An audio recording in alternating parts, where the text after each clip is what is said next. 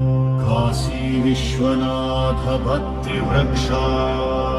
మనుజేశ్వర్, వారాణసి.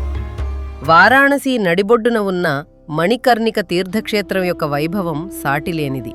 కాని ఈ పవిత్ర ప్రాంతంలో మొదటి మనువు, ఆదిపురుషుడైన స్వయంభువ మనువు వేల సంవత్సరాలు తపస్సు చేసి స్వయంగా స్థాపించిన శివలింగం ఉందని మీకు తెలుసా?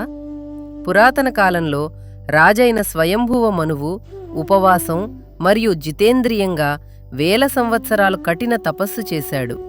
తన బేషరతు భక్తికి సంతోషించిన దేవాదిదేవుడు మహాదేవుడు కాంతి రూపంలో కనిపించాడు.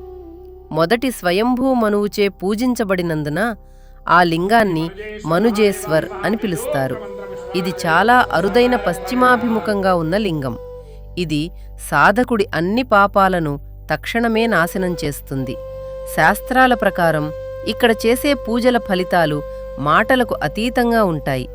మణికర్ణికా కుండంలో స్నానం చేసిన తర్వాత మనుజేశ్వర్ మహాదేవుని దర్శనం మానవునికి మానవతా లాభం, వ్యక్తిత్వంలో పరివర్తన మరియు ప్రాపంచిక బంధనాల నుండి విముక్తిని ఇస్తుంది.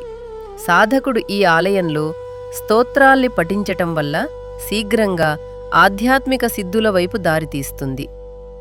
గంధం, పుష్పాలు, ధూపం మరియు దీపంతో చేసే పూజ నేరుగా శివానందాన్ని పొందటానికి దారితీస్తుంది.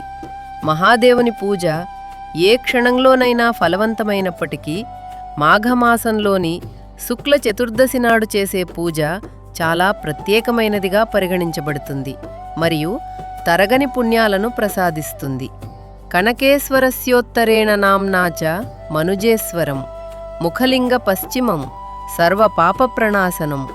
కనకేశ్వరుడికి ఉత్తరాన పశ్చిమాభిముఖంగా ఉన్న మనుజేశ్వర మహాదేవుడు అన్ని పాపాలను నాశనం చేసేవాడు అని అర్థం. కాశీ ఇరుకైన వీధుల ఆధ్యాత్మిక వైభవాన్ని మీరు కనుగొనాలనుకుంటే ఈ లింగాన్ని తప్పక దర్శించండి.